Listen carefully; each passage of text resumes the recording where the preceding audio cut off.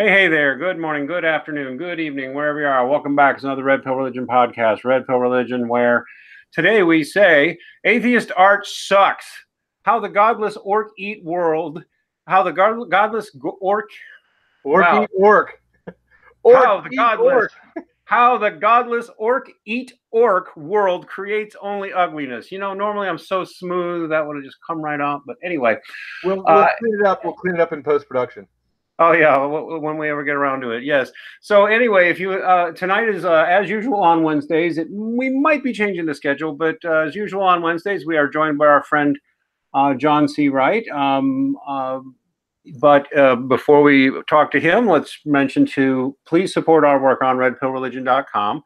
Redpillreligion.com, where every day we're posting new materials, articles by us, articles by others, even occasional pieces of fiction by some of our fans or artwork by some of our fans. We appreciate all of you who are giving donations through Patreon, Bitcoin, or PayPal. We especially appreciate those recurring PayPal donations. We really are grateful for that. And we are looking, and actually, we haven't got it official yet, but when I look, it looks like our Subscribe Star page is actually up and working. We've literally been waiting about 6 weeks, and then with no notice, it seems to be. If anybody out there wants to check it out, Red Pill Religion does appear to be on Subscribe Star. So if so, we could really use your recurring support to become a member then. And if it's actually working, we'll talk about specific member benefits very soon. So here in these days of social media censorship, remember our website's the one that's most reliably secure. We've been chased to 3 different YouTube channels. This is our 3rd one. So if we disappear, remember to find us on redpillreligion.com, and we could use your donations. Now, as I said, usually on Wednesdays, as per usual, we have famed science fiction writer, raconteur of sorts, at least philosopher, lawyer, and newspaper man, John C. Wright. Say hello, everybody. Good evening. Good evening, ladies and gentlemen. Please update your screen because I posted in my Wednesday night short story right there right now. Oh, right. Every Wednesday, we, in addition to getting, to the privilege of talking to me, Max, on Red Pill Religion, he also puts out a free piece of fiction. God made brights to teach No, you. no, no, no. That's not it. That's nonfiction. Oh, I'm sorry. Refresh the page. Refresh the page. It should Red be Pill Religion. There we go. Scroll up. Judgment Eve. Scroll up.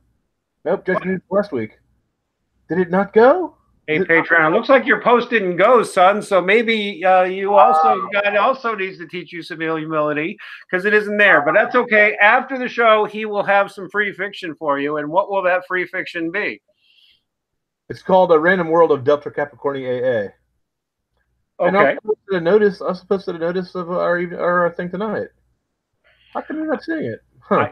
I do not understand. I'm just looking at your webpage. We got God made. Okay.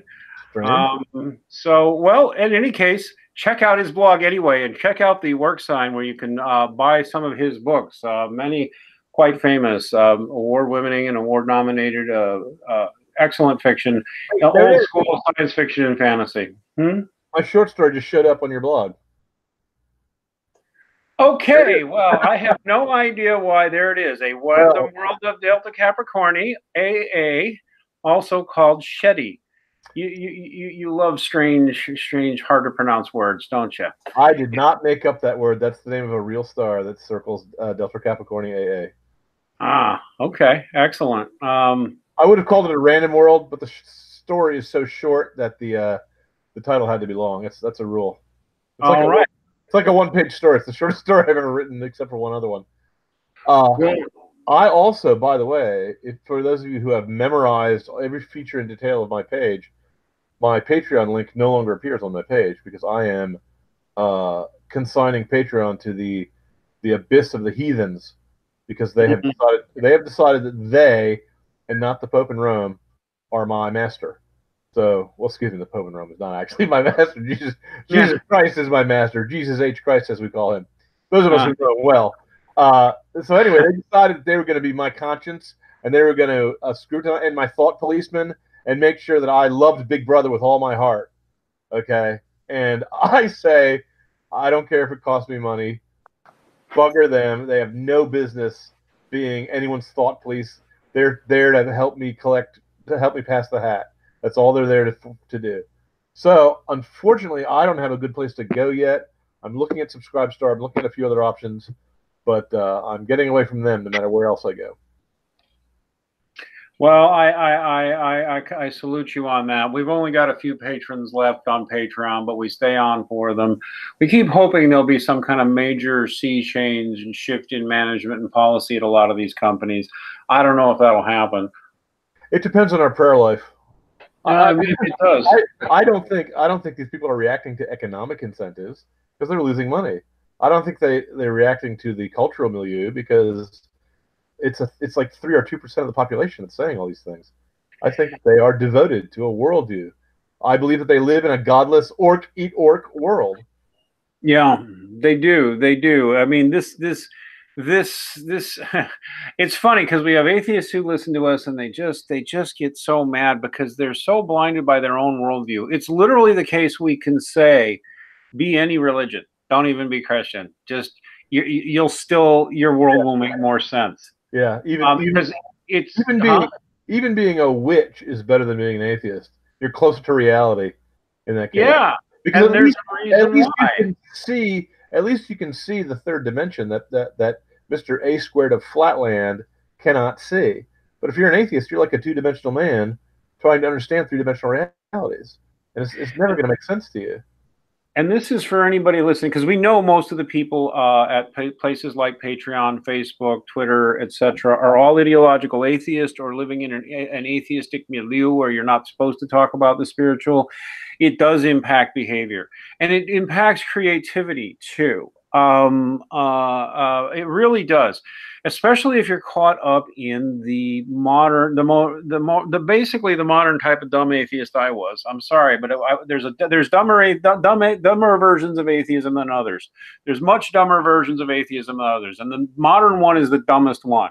And the dumbest one goes like this: we have figured out, with science, we have figured out everything important, and the few remaining questions are more elusive and further out.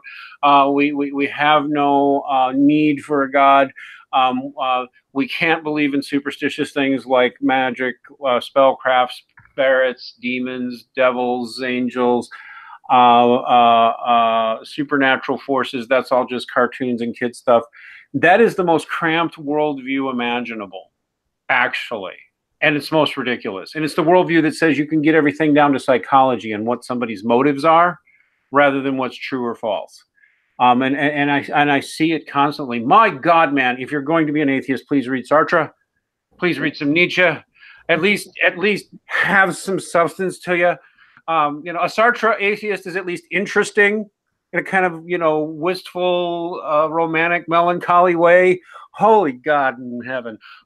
Just this materialist worldview is what we're talking about. This idea that everything is psychology and individual perception and economic incentives and we're nothing but meat robots. I put it to you that even when it comes to creativity, like art, it automatically makes much of their art ugly. And even when it's good art, it's usually the only kind you would call maybe savage art, like some, really awesome, savage blood art. Or savage satire. Yeah, they're good at savage satire. Or if you're deconstructing a genre where you want to tear it to pieces to show the underlying dwarfish small-heartedness that's actually behind the inflated opinions of the previous practitioners of the art. Those are the two where they can actually produce something worth reading. Really savage fight scenes, really hot sex scenes, maybe. Although no, I'll even give you that. I'm not going to give them that. No, No, I am. I'm going to take it back. Even if you're, which as we're not supposed to be talking about writing hot sex scenes because we're good Christians, right? But if you're going to write hot sex scenes, we know what makes a sex scene hot, and they don't because we understand what sex is for. Because there's a spiritual. Yeah. So all they can do is invent ever more creative ways of having orifices and appendages doing more weird, twisty things because that's all they got. What they got is perversion and crudity, vulgarity, and shock value. But shock value, like any other drug, you need bigger and bigger doses of it in order to get the same rush. And then once you've overdosed on it, you become a cynic. You become burnt out. You become a nihilist. And our culture has almost reached that point where we're within a step or two of reaching that point now. So. And it started. I really do think it starts with the lie we've been indoctrinated to, which is that the atheist worldview, and being an atheist says nothing about your personality. Which I mean, I hear that come out of young people all the time. Says nothing about you as a person. Says nothing about you as a personality. But that's lie. That's one of the first lies. Because it's very identifiable what it does to a person's personality, especially today, simply because it's so ideological. If you're atheist, you have to deny all of it. So there's no astrology, there's no numerology, there's no witchcraft that made anything. Right. It's all fairy tales. It's all poppycock. There is no afterlife. There is no soul. There is no God. Everything's your imagination. Most things people do, they don't even know why they do them. It's all ultimately psychology. There is no ultimate good or evil. There is no right and wrong. And by the way, everything important on the world's already been discovered for the most part. Now, back in the I got to say that back in the day, back in, let's say, the 1960s, when I was a youth, and I came across atheists who did believe that there was such a thing as right and wrong.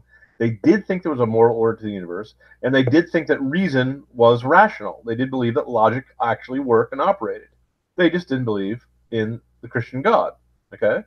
They didn't believe in the supernatural. They thought all those things were natural, even if they were non-physical. But the modern materialist atheist has devolved the brand so that even those things are too spiritual for them to tolerate. And so the atheist, I suppose nowadays you might be able to find 1 in 1,000, 1 in a million atheists who will say the mind is real and free will is real. The moral order of the universe is real, even though there's no God that made it up. It's a natural phenomenon like the law of gravity. The law of logic, the laws of morality are natural phenomena like the law of gravity. It's the regularity we see in nature. Okay? But the problem with that theory is that atheist is still making a metaphysical supposition. That is to say, he's still making axiomatic statements of faith in something that's beyond the reach of reason, the ultimate roots of things. But the modern atheist, the modern materialist atheist, has made it his business to uproot all the roots of things, to say, "Oh, I'm going to be. No one's going to fool me. I'm only going to believe in what I see with my eyes."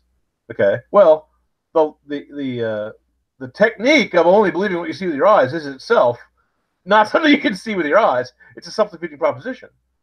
The problem is that if God is real, then all the things that come from Him, including justice and beauty and truth and reason and right reason, also go away when God goes away. Now, like I said, these old-fashioned atheists, and I was one of them, who believed in logic, who believed in morality, but who didn't believe in God, they could maintain a precarious balancing point by not addressing that fundamental issue of where does it come from then, if it's not from God. As long as that question is never brought up, they're fine. But in the modern day, that question is brought up all the time because a materialist says nothing has any origin except in matter.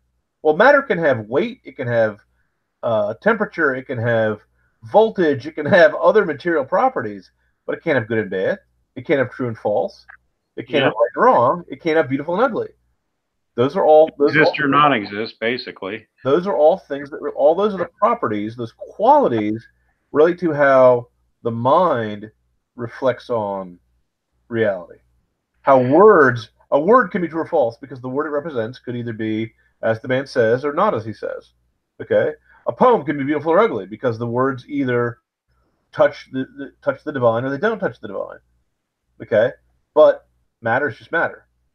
So what has happened in the last few years is the logic of the atheist position has finally, the chickens have come home to roost. It's really hard, almost impossible, to be a self-consistent logical atheist and still believe in free will, in right and wrong, in beautiful and ugly, and in all the other things that flow quite naturally and easily out of any sort of belief in the supernatural.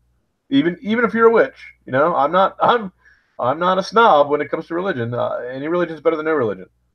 It pretty much is, and there's certain Christians you're going to hear that and say, "What are you talking about?" But no, we're coming at it. We were both atheists for decades, coming at it from very different directions, but still we're atheists for decades, and we also had friends of multiple religions, and we wind up also still as a result having friends of multiple religions. And I'm sorry, but even the people into like freaky yoga or something have more going on than the atheists. Yep. They just do. They have some more hope of finding God too, to be honest with you, because at least they're looking for the spiritual somewhere. I have one friend who believes in astrology, and I have another friend who believes in Reiki, faith healing by means of psychic energy. She is the most new age, new wave person you're ever going to meet, but she believes in the world beyond what you see. She believes in the deep world, the real world, beyond the world of surface appearances. The problem with modern atheism is they have concentrated so much on surface appearances, they've lost all depth.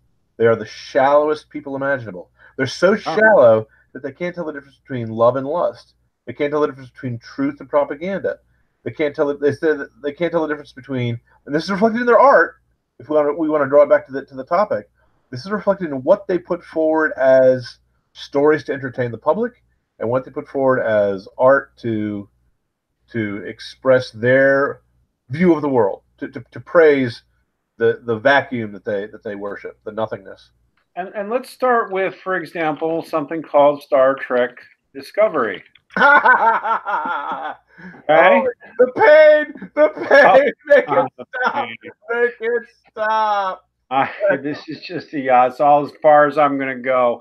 Now, the truth of the matter is, of course, and now we're going to nerd out because we're both science fiction fans. John's even I've published one science fiction book, but anyway, he's published quite a few. We both grew up watching Star Trek. That's just a given. And in truth, Star Trek Gene Roddenberry was always an atheist.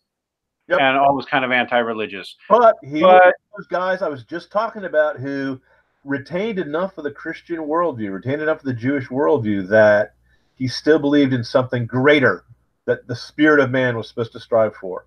He couldn't put a name to it, Right.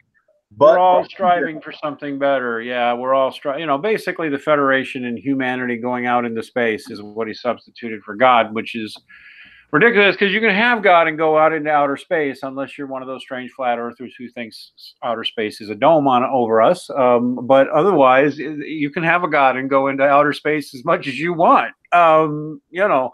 But I think that's it. A lot of atheist thinkers key in on science and the future and visions of the future, and they substitute it. And at least Star Trek was. Yeah, he was part of a cultural milieu, though, that still understood that there's more than a materialist element. Right. He was unaware of how much of his own instinctive moralities and ethics and even spiritual sense was ultimately rooted in what was probably the Jewish religion for him growing up, I think. I can't remember for sure. That's why I mentioned it by name. Yeah. But even there, I'm sorry, it's a more rational worldview than atheism is. Let me ask you a geeky question. How many Star Trek episodes did Gene Roddenberry push home the moral idea that it was wrong for men to be ruled by machines, ruled by computers? More than once, which is an important one. Yep. More than once. And the reason why is because he still had enough of a sense of the spiritual to recognize that the material world was not a sufficient matrix for mankind to live in. That's right, and even any of the old Star Treks that you saw that were anti-religious, especially in the original series, it's very soft-pedaled and just one of many themes you might see. You might see an anti-technologist theme on another episode, or dystopian future episode, or what happens when we reduce human beings to mere numbers episode. So it was a thinking man's show for its day, and it's still kind of is. Now it got a little more heavy-handed with the Next Generation, but then producers took it out of his hands, and a lot of Next Generation. He passed away, and Riker grew a beard, and the Next Generation then became more palatable. Star Trek Discovery is written by anti-Christians, social justice leftists, atheists by default. If they're into if they're not atheists, they'll be into some kind of weird occultism because that's the way I mean, there are left-wing Christians who are decent people and liberal Christians who are decent people and are not stupid and are not any of this, but really the hardcore adamant Marxist, neo-Marxist left, they're godless to the core. So they're almost always either atheist or some kind of weird occultist. And you see that when you look at Star Trek Discovery. A lot of people have complained because the characters are wooden and unlikable, and every single episode feels like a lecture. That's like nearly the universal fan response to Star Trek Discovery. And by the way, I'm not making this stuff up about the writers and producers being social justice, hardcore leftist, atheist, materialist, anti-Christians, because they're public about it. You can go read who they are, what they believe. They don't hide their although from what I've been told, to make things interesting, they did introduce a very serious Catholic character. But I have not been able to go and look at the show long enough to go see what that's all about. Or whether they're even handling it right. Because the first season so offended anybody who's listening and doesn't know this. I'll just so anybody knows, Star Trek Discovery was the new Star Trek, just came out last year or two, and Star Trek fans have universally hated it. Yep. And the Star Trek community is very loyal. And it's almost a little religious cult of its own. Okay, I admit it. But I love Star Trek. Always have.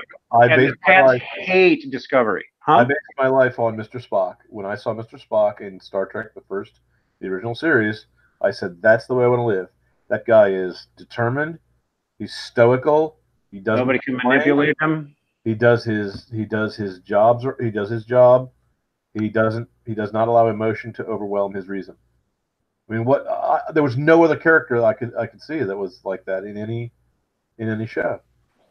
And now the people on this show are all wooden and lecturing, and it's always a feminist narrative or an anti-racist narrative, and the character of the captain is being hailed as a feminist icon. Like it's some kind of brave thing there, even though we had Kate Mulgrew playing a starship captain 20 years ago, and. No, the show that Star Trek Voyager was, has kind of mixed reviews, but not because people didn't like Kate Mulgrew as a captain. They could handle her just fine as a captain. You rarely heard that as a complaint. The show had other issues, but Star Trek Discovery, this captain is one of the most unlikable women you'd ever meet. She's just terrible. And no reason to be terrible. That's the point. There's no reason for her to be so nasty. Because if you notice this with most feminist fiction, the only way they can make characters that feminists don't complain about are really nasty, wooden. I mean, it's a recurring theme when you see the godless in art. It really is. I don't care who doesn't. I mean, all they can do is lecture and tear things down. Yeah, that's all they know how to do. Well, I have a theory about that. I don't know if my theory is true or not, but my theory is that the reason why they lecture is because they if not believing in God, they don't believe there's any law higher than human law. That means they don't believe there's any laws of art higher than human laws. That means they think it's entirely man-made, and art is made by man for man, and man is the measure of all things. Now, by that standard, art and propaganda are the same thing. There's no higher thing for art to serve, okay? So they're not actually artists, they're just propagandists. They think the purpose of art is to manipulate the audience into adopting your worldview. It's advertising. It's not glorifying. Okay? If you're religious, even if you're a New Age witch, even if you're anything, I mean, look at what the pagans did. Look at Homer. You don't have to be Christian to be an artist. Or look at Gene Roddenberry. You don't actually have to formally be religious. You just have to understand there's something bigger than mankind involved to see that art has to serve a purpose. Okay, so they have no purpose. They're shallow. That's the problem. They've flattened themselves deliberately into two-dimensional creatures from three-dimensional creatures. The dimension of spirituality is closed to them. So no wonder they're always angry. They're always angry because their conscience is bugging them. Their conscience is bugging them, and they're not going to go to confession, so they have to get plaudits from the society around them to soothe that little voice in their head that's saying, I'm not good enough. And they have to spread that message. They have to say to their audience, you're not good enough. So unlike a real artist whose relationship to the audience is ambiguous and multidimensional, Sometimes he praises, sometimes he chides, but it's a relationship of love, usually. Love of the muse, if nothing else. Their relationship is always one of hostility. Why in the world would the Star Trek writers mock the Star Trek audience, cheat their expectations, and write shows putting across the idea that the ideals of the Federation, the ideals for which the Star Trek show trumpets, are bad? Because Star Wars did the same thing in The Last Jedi. That was exactly what I was going to move on to. Let's talk about what they did to Star Wars. Unlikable main character, lecturing and hectoring the audience, driving the audience away in hopes of capturing some 2% of fellow social justice warriors. But that 2%, they don't go to the movies anyway because they don't care. No, they'll write good reviews for you and then not go actually watch it or pay attention to it. Right. Yes. And Star Wars did go the same way. I would argue that Star Wars went that way as soon as George Lucas made the disastrous move of introducing midichlorians. I would say that was the first step, because then he put it on a material basis. He made everything a materialist basis, and he threw out the spiritual completely. And he did not do, if you watch the original trilogy, by the way, just so everybody knows, I'm not one of those obnoxious, there is no other good Star Wars. No, there can be other good Star Wars, and I will go see good Star Wars. I saw them on the first three. I saw them, and they were done by Glendy Tartovsky in little 5-minute cartoons. There are other good Star Wars. Yes. The issue is, amongst other things, it was that midichlorians, because because the original 3 movies were very spiritual. It's undeniable that they were very spiritual, that there was the description of the Force, while of course many good Catholics or Christians would say the idea of the Force is heretical, I don't want to even necessarily go there, because I've heard others make a case that maybe not quite so much, but in any case, it was at least spiritual. It was an idea. There was an afterlife. What dead people were still influencing reality. Things that were physically impossible were happening because they were physically impossible. It was amazing. Whatever else you might want to say negative about it, about its heretical nature, about it being a ripoff of Buddhism or a ripoff of New Age, whatever, the spiritual dimension was still there. That dimension still existed. Okay. That's right. In fact, I'll say one of my favorite, this is more fiction, but it's also nerd stuff, the Fallout franchise, which, just to be briefly, Fallout 2, Fallout 3 and Fallout 4 had something called the karma system, where when you took certain actions, you would get a negative penalty on the screen, or to move you towards being more evil, and then you could balance out your evil acts with good acts. And this too is heretical, but it was a spiritual element that actually added real depth, like, okay, I do certain bad things and this changes the course of things, and I get a bad reputation and bad things happen. And just so the atheists in our audience don't misunderstand what we're saying, the word heretical doesn't mean false. It means partly false. It means you take a body of knowledge that is truthful and complete, and you take 1 or 2 elements out of the organic whole, and you warp them. You take a picture of a man's face and you make the nose bigger than the rest of his skull, okay, to make him Pinocchio. That's what a heresy is. The idea, every heretic, by definition, is a Christian. I mean, every heretic of Christianity is a Christian by definition. He still believes in Jesus Christ. He just believes wrong things about him. Every heretic of other religions is still a member of the other religion. They just believe wrong things about him, okay? Yeah, and my point is they all believe in a spiritual dimension. They all think there's something out there bigger than mankind. Yes, and in Fallout 3 and Fallout New Vegas, there was this karma system, and it felt like when you did something bad, the game made you feel it. And when you did something good, the game made you feel it. Although sometimes the game would trick you, and you would think you'd done the right thing, and then it would turn out it was the bad thing.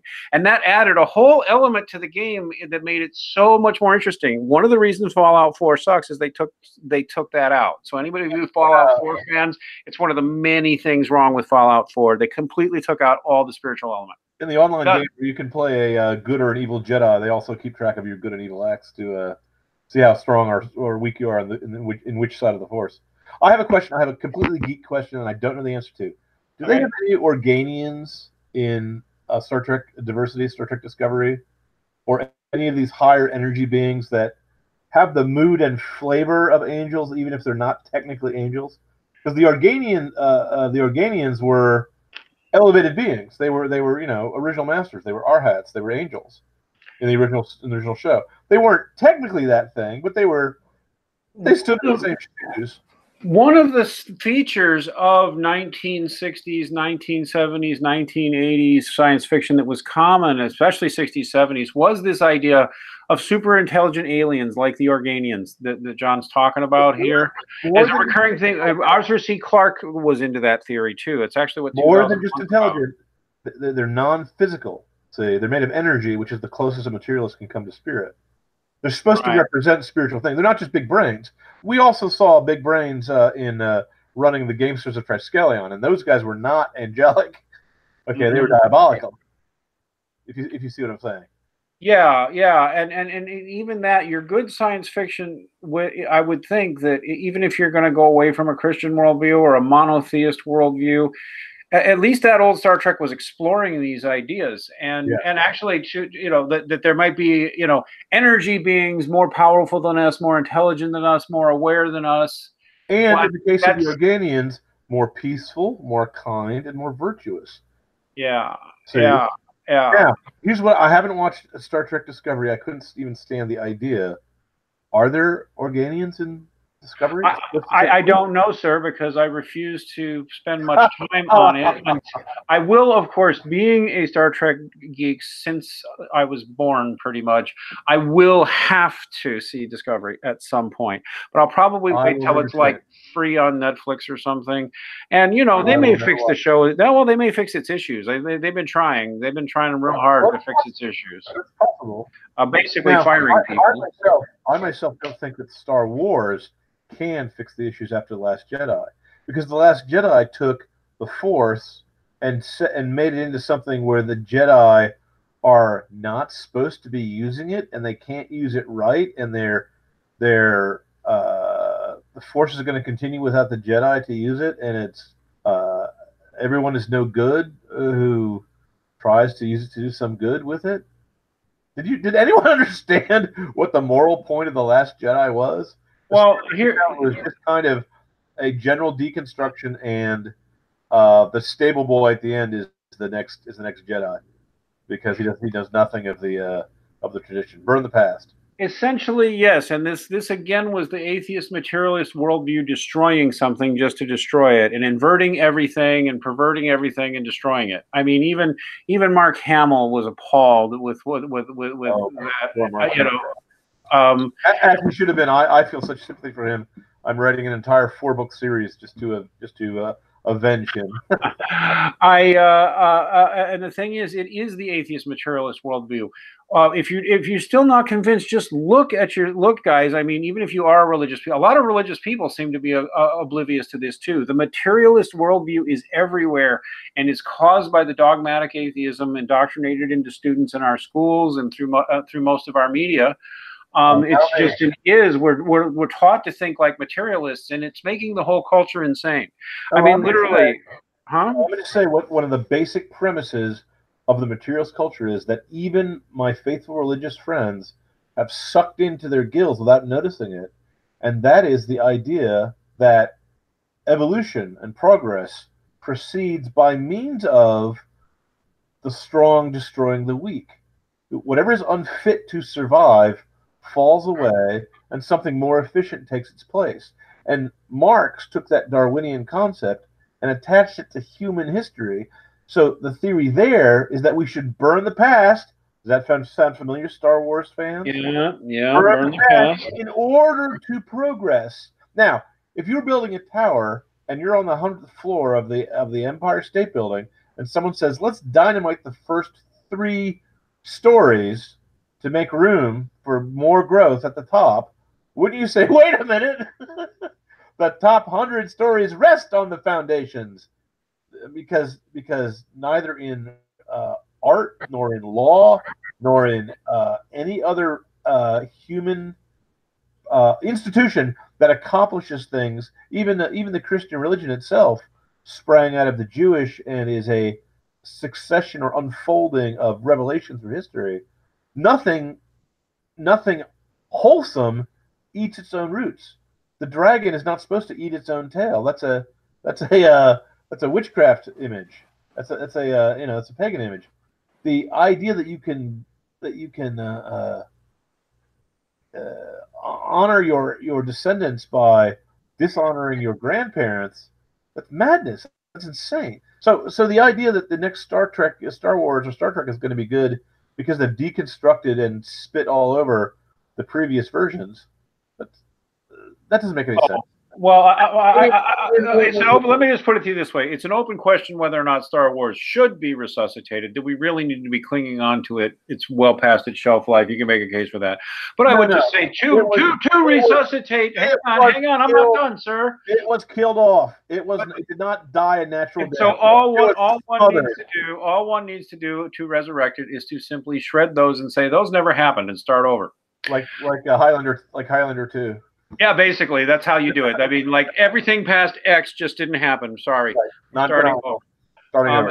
In fact, even going into nerdery, although this applies to more than one genre, there is Star Trek Voyager has the distinction of actually having an episode where fan response and everybody else's response was so bad they agreed to remove the episode from its canon.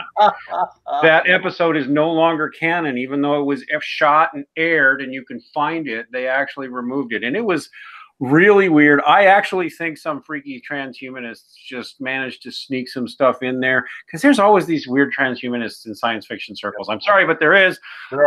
And they got this weird thing where basically the captain in Chakotay, I hope I'm pronouncing that right. It's been a few years since basically the captain and their first officer both get turned into lizard creatures, mate, and make a bunch of lizard babies, and then get turned back into humans. So it's just wow. It's not bad. It's not but it does the bottom line, that's the only way you save Star Wars. I mean, boom. What about Marvel Comics? Marvel Comics used to have Thor. Now they have Girl Thor, who's better than Thor and doesn't have any personality. They used to have Iron Man. Now they have young black teenage thiefy girl Iron Man who doesn't have any personality. They used to have Spider-Man. They now have Black Spider-Man. They used to have Hawkeye. Now they have Girl Hawkeye.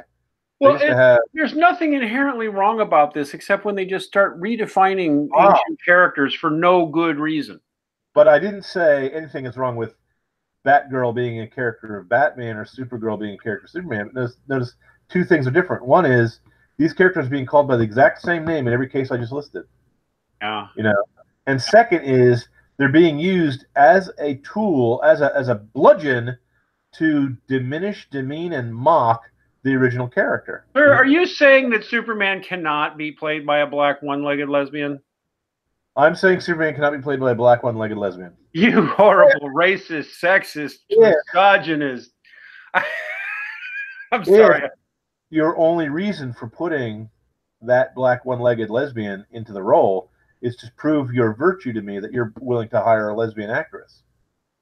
Now, if you want to have Denzel Washington play Supes, go for it. I think he could do it.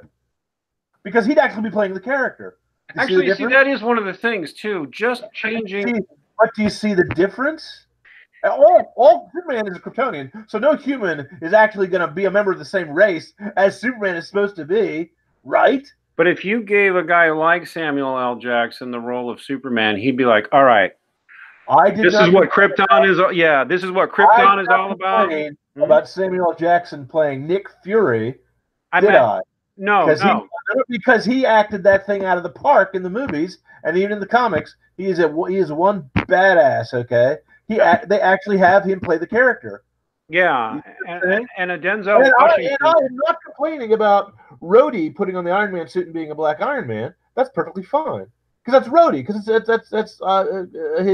that's his friend from years. Yes. But he still had personality. He still had trouble. He had arguments with Stark. He was not just a flat symbol being used for propaganda. That's right. Riri Williams, the new Iron Man girl, is just a flat symbol. They could give her some personality and some struggle and some failure if they wanted to, but no. What they do is she's emotionally validated every episode. Nothing she does is all that hard. Nothing she does ever fails. Nothing she does is all that difficult. She doesn't have scenes like the time Spider-Man was being crushed under machinery and no one was coming to help him. Okay? Yeah. She doesn't have scenes like Batman had his whole family killed. You know. No, So no. so the old heroes won our affection slowly over years by Yes. being heroic, and heroic means overcoming difficulty. Yep. But the modern atheist orc eat orc worldview, here's the problem with the orc eat orc worldview. You think that every human relationship is a conflict. You think that men hate women and women hate men, or you think that it's, excuse me, they don't hate. You think that men exploit and manipulate women, and that women are uh, um, hypnotized, brainwashed into not realizing their evil subservience. You think that employers are the enemies of employees, and that employees are the enemies of employers, and they have a conflict of interest which is irreconcilable, like Darwin thought existed between animals. One race Yeah. has to fight and defeat the other race, and there's no possibility of a compromise. There's no possibility of a peace treaty. There's no possibility of a mutually beneficial relationship. Now, try to imagine the nightmare world where everyone is a vampire and everyone's out to eat everyone else. So there's no love, there's no peace, there's no amity, there's no friendship. The only friendship that exists is members of your own identity group, because you have to hang together against the oppressors who will never surrender and never stop trying to oppress you. You see where I'm going with this? Yes, I So do. if that is your portrayal of the way human beings are going to be portrayed, every one of your characters is going to be unpleasant because there's no love in them. They can't make a Oh, friendship it's the, across racial boundaries. They can't make a friendship across sexual differences. They can't say, all men are my brothers in Christ. They can't say, I believe in the brotherhood of man. The atheists in the old days used to believe in the brotherhood of man. What the hell happened? They don't even believe in that anymore. Yeah. And by the way, I'm going to go on a little bit of a diversion here, but I think it matters for our audience. I'm not. We get conflicts over when somebody mentions Darwinianism as a negative. You get these, people, these goobers start saying, "Well, you're Christians. You don't understand evolution." No, no, no. I want to make something clear because he's right. A Christian can be an evolutionist, no problem. I mean, there's some will insist you can't, but they're a radical minority. I don't have a problem with evolutionary theory, but even here, it does matter what he's saying. For example, the thought of Richard Dawkins and something called selfish genes theory has been very indoctrinated into a lot of people. They think that is the theory of evolution. And in fact, and I'm going to mention this. I should put this in the show notes. This is well worth watching for anybody who's got the time. You can skip through Dawkins's parts because he says the same things he's been saying since the 70s, and watch this lady Lynn Margulis debate him on selfish gene theory because she's one of the most accomplished evolutionary biologists in the world, much more so than Dawkins actually. Who has made no meaningful contribution in decades. She probably should be a Nobelist. She completely changed the world of evolutionary biology with her study of how eukaryotic cells form and quite a few other things. She's also basically the founder of the entire field of exobiology. Guys at NASA love her. She had a view of she had a view of life, and she was pretty much an atheist. She kind of had a materialist worldview, but if you look at the way she would describe evolution, she tended us to see life in almost spiritual terms, like a fifth force of physics was a life force or something. And if you watch her take apart selfish gene theory and what's called neo-Darwinism, she starts by saying, "I really, kind of like I like the selfish gene theory. It does describe a few things perfectly." And then she gives like a 40-minute explanation, completely demolishing how what is called neo-Darwinism or neo-Darwinism cannot possibly be correct. And shows in great detail how how evolution is mostly not a fight of survival of the fittest. That survival of the fittest, random mutation, natural selection, and survival of the fittest, those are not the main ways that evolution works. And there's plenty of evolutionary biologists on her side on this these days. That's a dirty secret. Because what's actually observable in life is that life tends to accommodate itself to other life and adapt to the existence of other life and develop not symbiotic, not parasite relations, but symbiotic relationships and interrelationships, and that evolution actually works more like that, both at the microcellular level and even at a macro level. It's a wonderful presentation. It's not the eliminationist worldview. That Darwinism, that specific neo-Darwinism you're talking about, which, by the way, Darwin himself didn't advocate. Yeah, Darwin Was not a Darwinist. The Darwinists were Hegel, Marx, and Nietzsche. And none of them seemed to understand what Darwin was actually talking about. Darwin was talking about the origin of species. The origin of species, according to Darwin, occurs because there's descent with modification, and some modifications drop away and others are reproduced. There's nothing about selfish genes I've had a lot of debates with Darwinists, and sometimes I feel as if I'm the last man on earth who actually read Darwin in school and heard what he actually had to say. He certainly didn't say that the conflict of the law of the jungle, of nature, bloody tooth and claw, is the source of our moral order of human beings. No, that's a modern misinterpretation of what Darwin was talking about. And in fact, Darwin didn't even propose that as the primary means of evolution. I mean, it is a way evolution can occur. Yeah, there's no mutation theory, for example, in Darwin. No, and there's no, and there's a lot of, gradual change happens for a multiple variety of reasons. And actually, Margulis is funny too. A little sexist, but she said some Darwinists just think too much like men. And she had a point, because her work is characterized by how life forms interact and adapt to and with each other. Well, not necessarily in cooperation or in conflict, but rather simply adapting and together to each other, being in the same environment. And that's probably most of evolution, actually.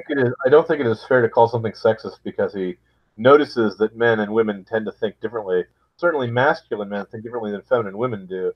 And men, for that matter, think differently than feminine men do. That's not being sexist. That's just being not colorblind to the differences between the sexes. But in the modern era, in the postmodern era, in the highly secular era, all the atheist materialists can think in terms of is that, it's not fair to call it Darwinian. But it's this survival of the fittest, tooth and claw, self-actualization, overcoming, conquering, self-actualization. It's Hegelian, it's Marxist, and technically it's nihilist. They believe that there's no such thing as truth, that ultimately everything is just a narrative used by the powerful to oppress the powerless. In the orc worldview, everything is a conflict over power. There's no such thing as love and romance. There's no such thing as amity between father and child. There's no such thing as a good fellowship between the members of a team, between an employer and an employee, between a buyer and a seller. There's no such thing as mutual benefit between nations. It's all selfish gene. It's all selfishness. Well, I'm sorry. People who, if you just live for yourself, if you imagine there's no heaven, and no hell below us, and nothing to kill or die for, and no possessions too, if the only thing you're living for is your own selfish self, you'll find that that is not a big enough God to be worth worshiping. And your love of self soon turns to hate. All these guys who talk about the self-esteem movement, look at the art they produce. Look at what they think human beings are like. All the human beings in their portrayals are either, their heroes are unpleasant, lecturing, hectoring, condescending, boobs.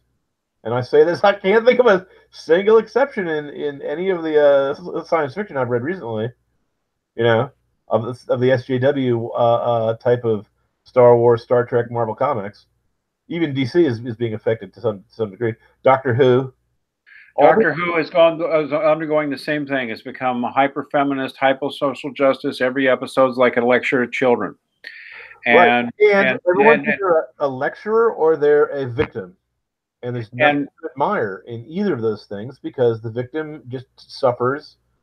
You feel pity, I guess, but this isn't just some cranky old fans complaining about how it was better in the old days. No, Doctor Who fans are turning away from the show in droves. Star Trek fans are turning away from the show in droves. Star Wars fans are turning away from the franchise in droves. They're losing money. They're losing people. They're offending their base all over the place. And why? They're losing money, and their response to losing money, this has been going on all of these that we've mentioned.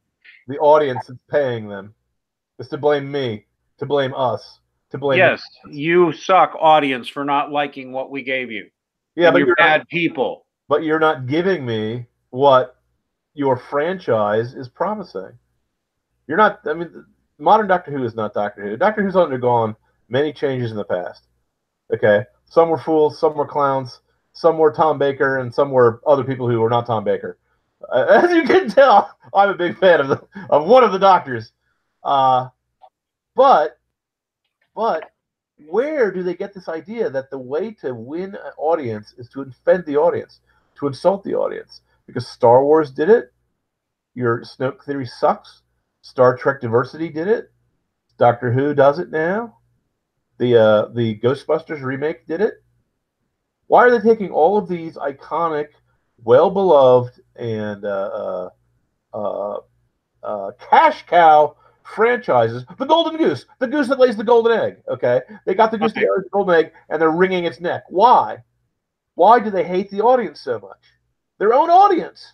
We're and we're not kidding, folks. If you don't even get it, this doesn't matter. Even this applies to every field, not just science fiction stuff. But seriously, fans, if you go out on YouTube and you see some of the biggest Doctor Who fans in the world, are just hideously appalled and offended by the new Doctor Who, just like they're hideously appalled and offended by the new Star Trek, just like all this other stuff, including fans who would have walked through broken glass to keep the show on the air. Okay, I mean, true diehard, dyed-in-the-wool fans who they love their Doctor Who as much as a Redskins fan loves the Redskins. You know what I'm saying? Oh, and by the way, it's not just art that's being spoiled. What about sports? what about sporting teams who now have lost so much goodwill of their fans that there are fans who are burning on YouTube thousands of dollars worth of jerseys and equipment just to show that they're offended with the ball clubs who are, pissing on the flag, sneering at the country. Why? Why do they hate their own? Why do they hate their own side so much? The guys who are giving them money. Yeah. The same thing happens in the fine arts as well. Go into any modern art museum. The fine arts guys do not. They think their job is to shock and offend the people paying their paychecks. Shock and offend them, and then get praised as being brave and stunning. Yes, it takes a lot of bravery. Surrounded by guys who all agree with you and who would never criticize you. Yeah, that's real bravery. Yeah, exactly. It is going to come to an end. I can tell you that, because there's a phrase going around called "get woke, go broke," and it's really true. I wish it were, but they're not going broke fast enough. And all that happens is another woke pedo is going to hire them in some other location. Could be. They're still going to hang together. I mean, if you could not get the people in charge of Last Jedi fired after the debacle of that movie, then you can't get anyone fired. Yeah, well, I have to give you that. But yeah, and as you say, a lot of these people who are doing this kind of, I genuinely contend that the atheism is what's at the core of all of it. As Thomas Aquinas said, the greatest sin. Thomas Aquinas really did say the greatest of sins was atheism. Yeah. And that's a really strong sin, but he gives a lengthy discourse on it, as Aquinas does on everything, and basically says, because you've just sin is cutting yourself away from God. When you become atheist, you've cut yourself away from God in every way it is conceivably possible to do so. Yep. But in this case, it also means cutting yourself away from the muse, cutting yourself away from beauty, cutting yourself away from your own audience, cutting yourself away from the past, cutting yourself away from the franchise that you've been given the trust over. These people think their mission is to destroy anything given into their hands for the sake of the utopia that's never going to come into existence after they destroy everything. Well, the utopia there'll be two of them left wrestling on the ground. There'll be one snake, two-headed snake eating its own face. Yeah, something like that. Yeah, I'll tell you what, we've come to the end of our hour, and I don't know if we were as coherent as we always are, but it was sure fun. Got a final thought for us, John? Although you've given us a lot. You got any final thought? I say that the reason why I'm identifying atheism and not just tone deafness as the source of this anti-beauty is because atheism, if no law is higher than human law, then there's no reason not to be not to believe in the Darwinian, I should say the pseudo-Darwinian. No reason not to believe in the Hegelian Marxian view of mankind as every man for himself and no human relationship is mutually beneficial. It's always a zero-sum game. Everything is if I win, you lose. That nightmare world that they live in is a world of devils, where every devil hates every other devil, and hatred is all they have. So it's all they can express. So they can't even pet and pamper and please their own audience who pays them. Fans. It is funny how this is especially visible to the man who used to be an atheist and isn't anymore. It's quite fascinating. All right. So anyway, that's both of us, by the way. But in any case, and I will also mention one more thing. One of the reasons atheists don't like red pill religion is because we often psychoanalyze atheism, and that's one thing they really don't like. That's their weapon. That's their one weapon. They think they're being scientific. Actually, it's just an ad hominem attack. They're just saying, "Oh, your motives are bad," and I go, "Well, I know my motives are bad. Do you know my motives?" They say, "No, I don't know your motives at all, but I know that they must be bad." Let me say one other final word, even though I already said a final word. You might wonder about the phrase "orc eat orc." Why did I pick orcs instead of talking about dogs? I'll tell you why. In the background that orcs come from, in the Middle Earth that was invented by J.R.R. Tolkien, Professor Tolkien, he was wise enough to know that orcishness is not a genetic characteristic. Orcs are not a race. You might not know this, those of you who think J.R.R. Tolkien is a racist because he had an orcish race that was evil. No, they're corrupted elves. They're a corruption of the most beautiful, noble, and high-minded of the free peoples of Middle-earth. That's why they end up eating each other, not because of what they are now, but because of how far they've fallen. Yeah. Yeah. All right, everybody. Well, let's wrap it up there. We are here pretty much every Wednesday night, although we may be changing the schedule, but John's here at least once a week, and it's always great talking to him. Next week, we might do another atheist versus atheist, where one of us plays atheist for an episode, because we're both good at that and have fun at it. I think I like being the atheist better. But in any case, please give us a like, please give us a subscribe. We are here every single night doing content on all sorts of topics relating to the intersection of culture, culture, politics, and religion. In fact, we may just be stealing outright John Wright's line that if politics is downstream of culture, then culture is downstream of religion, because it absolutely is true. So in any case, with my blessing, but you also have to add that there's a nexus between politics, art, religion, and those other things, because truth, beauty, logic, science, all those things spring out of right reason, spring out of the light. Yeah, they sure do. All right, man. Well, so everybody, please sure to check us out on redpillreligion.com, where we also accept your financial donations. Try checking us out on Subscribestar. I hope that's working. Do hit the PayPal and the Bitcoin if you could, and we'll be here tomorrow night. God bless everybody. God bless us, everyone.